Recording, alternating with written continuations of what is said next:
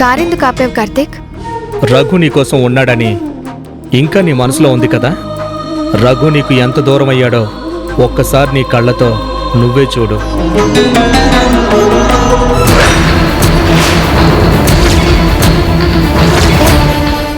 వాడి పేరు కార్తీక్. సీత వాడిని మంచి ఫ్రెండ్ అనుకుంటుంది. వాడు మాత్రం నా సీతని ఎలాగైనా సొంతం చేసుకోవాలనుకుంటున్నాడు. పెళ్ళైన అమ్మాయిని సొంతం చేసుకోవడం ఏంటి రఘు? అదే కదా నాకు అర్థం కావడం లేదు ప్రీతి. వాడికి నా సీత మీద కన్నుందని నాకు చాలా ఆలస్యంగా తెలిసింది. నా సీతకి నా మీద ఉన్నవి లేనివి చెప్తూ తనని మరింత బాధ పెడుతున్నాడు. ఆడపిల్ల మనసు ఒక్కరికే ఇస్తుంది. ఆ మనిషి దూరమయ్యాడు అని బాధపడుతుందే కానీ ప్రేమించిన వాడిని మర్చిపోయి ఇంకొకరికి దగ్గర కాదు. అయినా సీతంటే నీకెంత ఇష్టమో నీ మాటల్లోనే విన్నాను. నువ్వు సీతని అంతలా ఇష్టపడుతున్నావంటే సీత నిన్ను ఎంత ప్రేమిస్తుందో అర్థం చేసుకున్నాను. అలాంటి కార్తీకులు తలకిందులుగా తపస్సు చేసినా మీలాంటి ప్రేమికుల్ని విడదీయలేరు.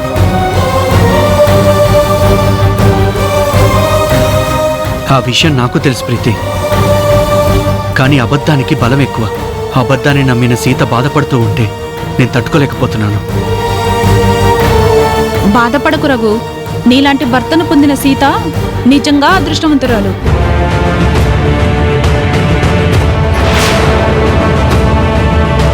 ఏదో నీ పర్సనల్ కారణాలతో దూరంగా ఉన్నాను అంటున్నావు. మీ ఇద్దరు ఒకటై ప్రాబ్లంని క్లియర్ చేసుకుంటే చాలా బాగుంటుందని నా అభిప్రాయం. థ్యాంక్స్ ఫర్ యువర్ అడ్వైస్ ప్రీతి. చూస్తాను. నీ మాటలు వింటూ ఉంటే నాకు అదే మంచిదేమో అనిపిస్తుంది.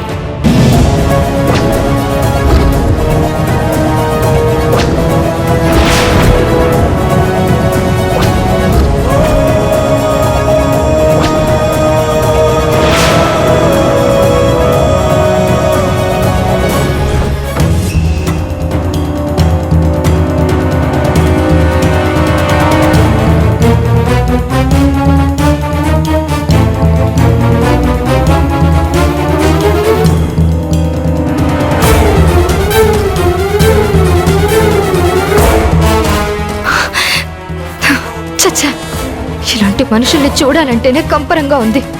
కార్తీక్, కారు పోనివ్వండి.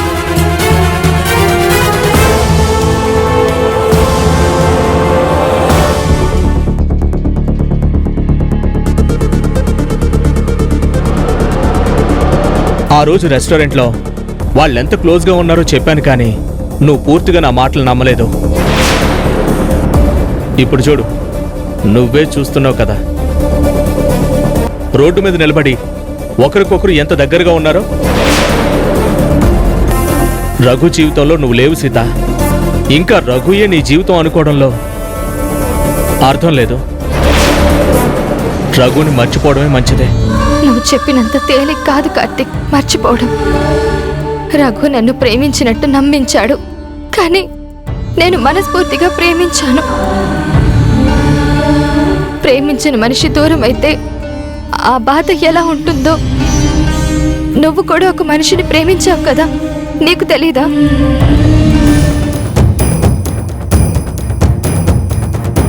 ఎందుకు తెలీదు? కానీ నువ్వంటే ఇష్టం లేని మనిషి మీద నువ్విష్టం పెంచుకోవడం ఎందుకు అంటున్నాను. ఎందుకంటే రఘు నన్ను మోసం చేశాడు, కానీ నేను రఘుని మోసం చేయలేదు. నరకం చూపిస్తున్నావు సీత.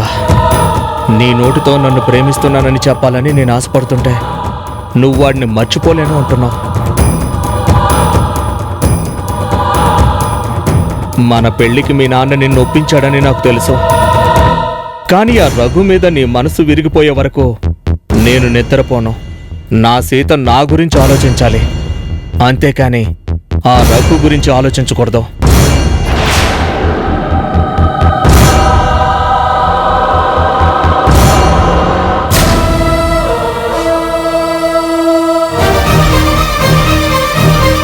ఏంటి మావయ్య మీరనేది? నిజమమ్మా, వాడు తాగుడు మానేశాను, మారిపోయానని మనతో అబద్ధం చెప్పాడు. ఈరోజు వాడు బ్రాందీ షాప్ దగ్గర ఉండటం నేను చూశాను. ఇది మరీ బాగుంది. ఎర్ర చీర కట్టుకున్న ప్రతిదీ నా పెళ్ళామే అన్నట్ట. వేరకటికి మీలాంటి వాడు బ్రాందీ షాప్ ముందుంటే తాగినట్టేనా? అవును మామయ్య, ఆయన తాగుతారని మనకి ఎప్పటి నుంచో తెలుసు కదా. తాగే ఉద్దేశమే ఉంటే మన దగ్గర నటించాల్సిన అవసరం ఏముంది? భర్త మారిపోయాడో లేదో భార్య కన్నా ఎక్కువగా ఎవరికీ తెలీదు మామయ్య. అయ్యో పిచ్చి తల్లి, ఈ మంచితనమేనమ్మా నీ కొంప ముంచుతుంది. వాడి కోసం నువ్వు ఎన్నో కష్టాలు పడుతున్నావు. ఇది చూసి నలుగురు వాణ్ణే అంటారు కదా. అందుకే వాడు మారినట్టు ఇక్కడ నటిస్తున్నాడు. తాగుడు మానేసిన వాడు ఆ షాపు వైపు కన్నెత్తి కూడా చూడ్డు. అలాంటిది వాడు అక్కడ ఉండటమే కాకుండా బాబు డబ్బులు లేవు, కాస్త మందు పోయండి అని అడుక్కుంటున్నాడు. ఇంకా వాడిని నమ్మడం అంటే బుద్ధి తక్కువ తరమే అవుతుంది.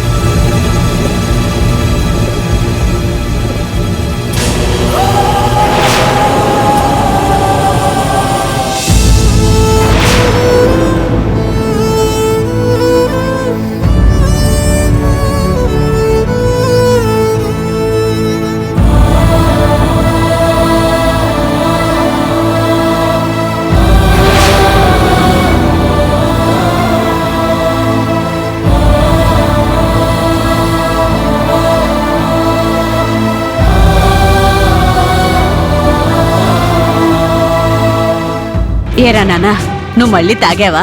చిన్నపిల్లాన్ని పాలు తాగావా అని ముద్దుగా అడుగుతున్నట్టు అడుగుతున్నావేంటే? పళ్ళు రాల కొట్టక. సిగ్గు లేకుండా ఏ మొహం పెట్టుకొని ఇట్టుకొచ్చావురా? నేను వర్షకి సమాధానం చెప్పాలి కదా నాన్న. ఎంత నమ్మానండి మిమ్మల్ని. అలాంటి నన్ను ఎందుకు మోసం చెయ్యాలనిపించింది? నాతో అబద్ధం చెప్తే మీకేమొస్తుంది? మీరు తాగుతారని నాకు తెలుసు, అయినా భరించాను. మీరు నన్ను కొట్టారు, తిట్టారు, అన్ని సహించాను. అయినా మీరే జీవితంగా బ్రతుకుతున్నాను.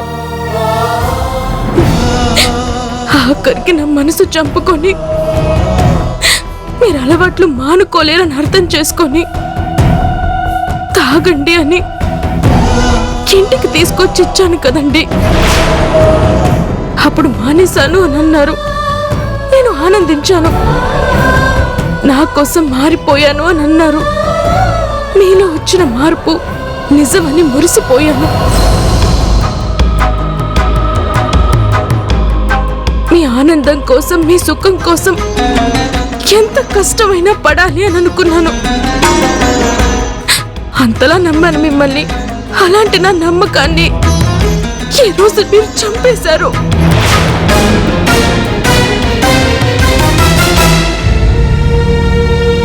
ఎందుకండి ఇదంతా చేస్తున్నారు? దీనికన్నా మీ చేతులతో మీరే నన్ను చంపేయండి. అది నాకు ప్రశాంతంగా ఉంటుంది. నన్ను చంపేయండి, చంపేయండి, నన్ను చంపేయండి, చంపేయండి, చంపేయండి, చంపేయండి, చంపేయండి, నన్ను చంపేయండి.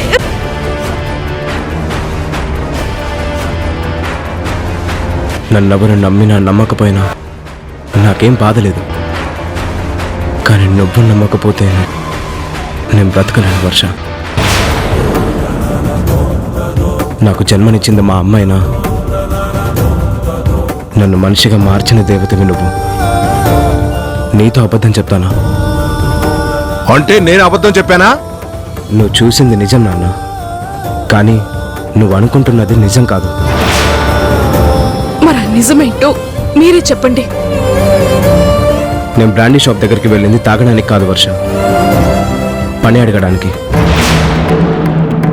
నువ్వు కొంటువాడివి, పనికిరావు అంటే అంత మాట అనకన్నా నేను ఏ పనైనా కష్టపడి పనిచేస్తాను అని వాడిని బ్రతుములాడుతున్నాను.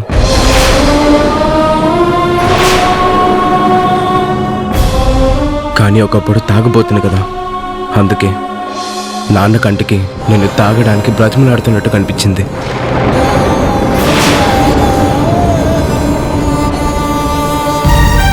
ఇప్పుడు పని ఎత్తుక్కోవడం ఏంటండి? పని దొరికిందని మాకు అడ్వాన్స్ కూడా తీసుకొచ్చి ఇచ్చారు కదా, ఆ పని ఏమైంది? చెప్పరా, ఆ పిల్ల అడిగిన దానికి సమాధానం చెప్పు. అక్కడెక్కడో పని దొరికితే మళ్ళీ ఇక్కడ పని ఎందుకు అడిగావు? అబద్ధం చెప్పేవాళ్ళు ఇలాగే దొరికిపోతారు. ఇంక నీ మాటలో ఎలా నమ్మమంటావు? జనార్దన్ గారు, మీ కొడుకు చెప్తుంటే మీరు నమ్మకపోతే ఎలా?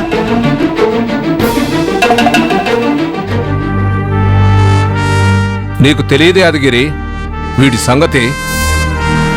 వీడి జీవితం అంతా మోసం అబద్ధంతోనే బతుకుతున్నాడు. వీడి మీదున్న మమకారంతో బంగారం లాంటి ఆ పిల్లనిచ్చి పెళ్లి చేశాం. మారిపోయానని నమ్మించి ఇప్పటికీ వీడు మోసం చేస్తూనే ఉన్నాడు. నీ కొడుకు మోసం చేయట్లేదన్నా. ఏంటి యాదగిరి నువ్వు అనేది? నీ కొడుకు మారిపోయాడు అన్నది నిజం.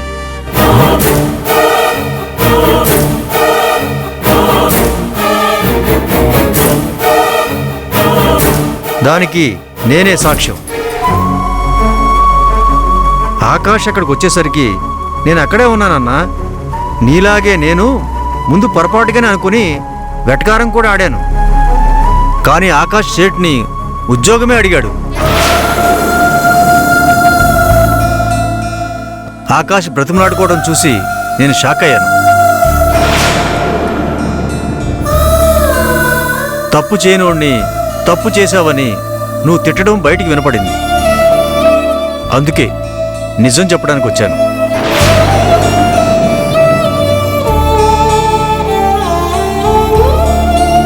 చూడమ్మా, తప్పు చేయని మగాడుండడు. కానీ ఆ తప్పును దిద్దుకున్నవాడిని అనుమానించడం మంచిది కాదు.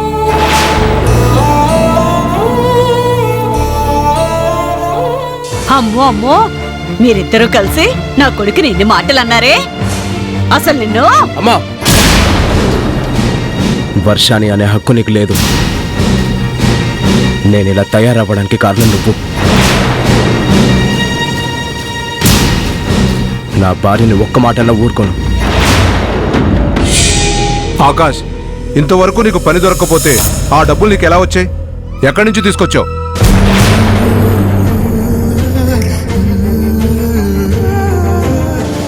అది కూడా ఏ తప్పు చేసి తీసుకురాలేదు. ఉద్యోగం కోసం వెతికి వెతికి అలసిపోయి గుడి మెట్ల మీద పడుకొని పోయాను.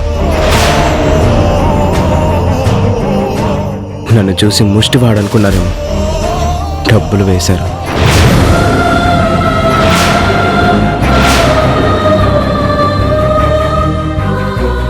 మనం ఉన్న పరిస్థితికి ఆ డబ్బులు వదిలేయలేక, నీ దగ్గర నిజం చెప్పలేక చిల్లర్ని నోట్లుగా మార్చుకొని తెచ్చాను. మళ్ళీ ఆ పరిస్థితి రాకూడదని ఈరోజు ఉద్యోగం వెతుక్కోవడానికి వెళ్ళాను. ఎంత పని చేశారండి మీరు? బయటికి వెళ్ళబట్టే కదా ఆ పరిస్థితి వచ్చింది. నా భర్త ఎప్పటికీ నాకు మహారాజులాగే ఉండాలి. చెయ్యి చాచే పరిస్థితి ఎప్పటికీ రాకూడదు. నేను రానివ్వను. నీ కష్టంలో పాలు పంచుకోవాలని నేను ఉద్యోగం చేస్తాను అన్నాను. అంతేగాని నిన్ను అవమానించి బాధ పెట్టాలని కాదు వర్ష. నన్ను క్షమించు నాన్న. దూరం నుంచి చూసి తప్పు చేస్తున్నావని అపార్థం చేసుకున్నాను. నిన్ను కొట్టి ఎన్నో మాటలని బాధ పెట్టాను. ఏంటి నాన్న మాటలు? నన్ను తిట్టాలన్నా కొట్టాలన్నా ఆ హక్కు మీకుంది. అది నా మంచి కోసమే చేస్తారు. అంతేకాని నా మీద పగతో కాదని నాకు తెలుసు నాన్న. పదండి, భోజనం వడ్డిస్తాను.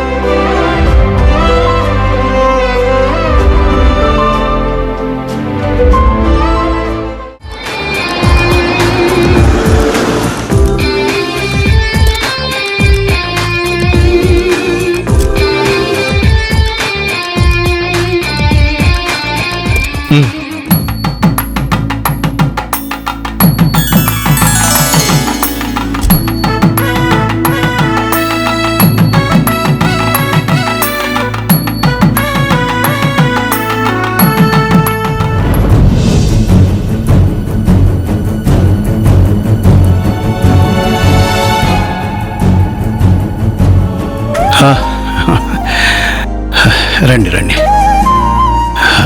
నమస్కారం అండి. నమస్తే. కూర్చోండి. జానకి, జానకి.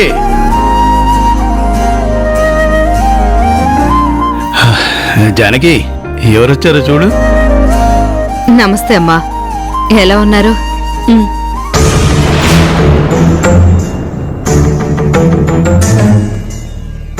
ఇవన్నీ ఏంటండి? వీడికి కాబోయే భార్య కోసం మా అమ్మ ఎప్పుడూ ఈ నగలన్నీ చేయించి పెట్టింది. ఈనాళ్లకి మా కార్తీక్కి పెళ్లి గడియలొచ్చాయి. ఆ చీర మాత్రం నేనే సెలెక్ట్ చేశాను. ఆ కలర్ సీతకి చాలా బాగుంటుంది. ఆలు లేదు చూలు లేదు, కొడుకు పేరు సోమలింగం అన్నట్టు ఇంకా ఏమీ అనుకోలేదు. అప్పుడే ఇవన్నీ ఎందుకు? జానకి, ఏంటా మాటలు? మీరు మరోలా అనుకోకండి, ఇంకా ముహూర్తాలు అవి పెట్టుకోలేదు కదా. ఇప్పుడు ఇవన్నీ ఎందుకని జానకి ఉద్దేశం. పెళ్ళని నిర్ణయించుకున్నాం కదా, ముహూర్తాలదేముంది, ఎప్పుడు బాగుంటే అప్పుడు పెట్టించండి.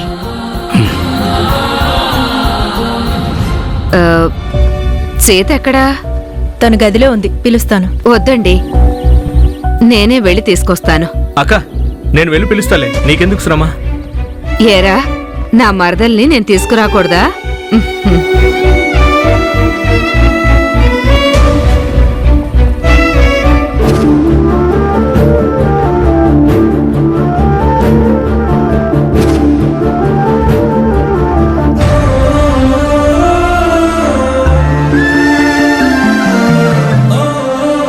సీత. మేడం మీరా? కూర్చోండి మేడం. ఇంకా మేడం ఏంటమ్మా, వదినా అని పిలు. లేదు మేడం, మీరెప్పటికీ నాకు చదువు చెప్పిన గురువే. మిమ్మల్ని మేడం అని పిలవడంలోనే నాకు ఆనందం ఉంటుంది. అంటే వదినా అని వరుస కలుపుకోవడంలో అభ్యంతరం ఉందా? ఇది తెలుసుకుందామనే వచ్చాను సీత. నీకు కార్తీక్కి పెళ్లి చేస్తానని మీ నాన్నగారు అంటున్నారు. నువ్వు ఒప్పుకున్నావని మాకు చెప్పారు. ఇంతకు ముందు నువ్వు రఘుని ప్రేమించి పెళ్లి చేసుకున్నావు.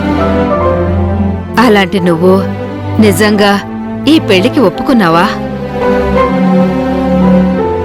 నీ నాన్నని గెలిపిస్తావో, చచ్చిపోమని ఆదేశిస్తావో నీ ఇష్టం.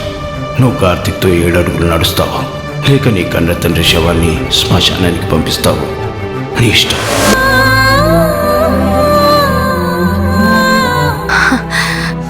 నాకేం చేయాలో తెలియక నాన్న ఇష్టానికి తల వంచాను మేడం. తండ్రి మాటకి విలువివ్వడంలో తప్పులేదు సీత. కానీ ఇప్పుడు సూర్యం గారి కూతురువి మాత్రమే కాదు, రఘుకి భార్యవి కూడా. అందుకే నీకంటూ ఒక ఇష్టం ఉండాలి, నీ అభిప్రాయాలకి విలువ ఉండాలి. నా ఇష్టానికి విలువ లేదని రఘు తేల్చేశాడు మేడం. ఆ ప్రేమ మోసమని తేలిపోయింది. ఇంకా జరిగిన పెళ్ళంటారా?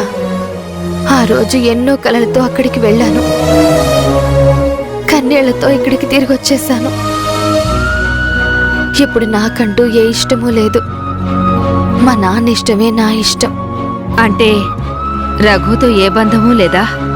ఉంది మేడం, కానీ అది తెంచేసుకోవాలని నిర్ణయించుకున్నాను. సరే సీత, నువ్వు మా ఇంటి కోడలు అవుతానంటే నాకు చాలా ఆనందమే. నీ ఇష్టం లేకుండా చేస్తున్నారేమో అన్న అనుమానంతోనే వచ్చాను. నా తమ్ముడు మంచివాడమ్మా, ఖచ్చితంగా నిన్ను బాగా చూసుకుంటాడు. రామ్మా, రా.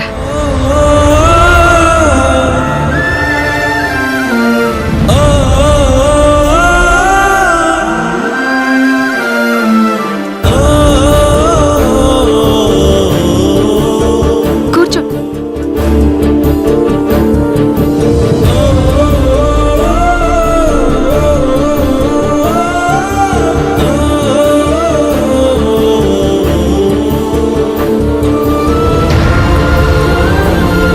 తీసుకోమ్మా. ఇప్పుడు ఇవన్నీ ఎందుకండి? ఇవి నీవే సీత, మా అమ్మ ఇంటి కోడల కోసం చేయించినవి. మా ఇంటికి కోడలుగా రాబోతోంది నువ్వే కదా, అందుకే ఇస్తున్నాను. ముందే ఎందుకు మేడం, ఇంటికి వచ్చాక తీసుకునేదాన్ని కదా. నువ్వు వెళ్తావని నమ్మకం వచ్చాకే వాళ్ళ ఇంటికి కాబోయే కోడల కోసం అని ఇవన్నీ తెచ్చారు. తీసుకో తల్లి.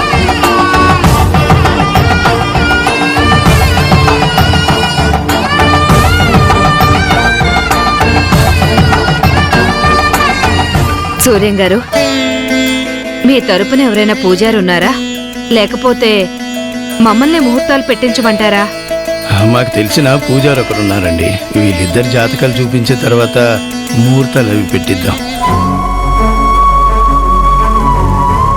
ముహూర్తాలు పెట్టించడం కన్నా ముందు రఘుకి సీతకి విడాకులు తీసుకోవాలి. లేదంటే ఖచ్చితంగా రఘు ఈ పెళ్లి ఆపే ప్రయత్నం చేస్తాడు.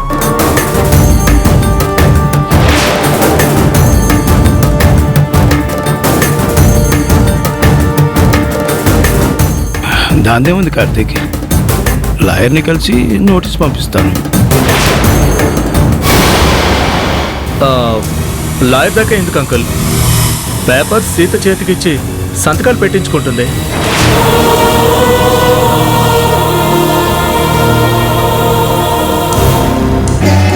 సీతని నమ్మించి మోసం చేస్తున్నది నువ్వురా. నీలాంటి నమ్మక ద్రోహి ముందు నా సీతతో మనసు విప్పి మాట్లాడలేక ఆగిపోయాను. సీత, వీడిని ఇక్కడి నుంచి వెళ్ళిపోమని చెప్పు. నేను నీతో చాలా మాట్లాడాలి. చాలా ఆశలతో వచ్చినట్టున్నావు, కానీ సీతనని ఇక్కడికి పిలిచింది నీతో మాట్లాడడానికి కాదు, నీ నుంచి విడాకులు తీసుకోవడానికి. రఘు, కార్తీక్ నాకు కాబోయే భర్త.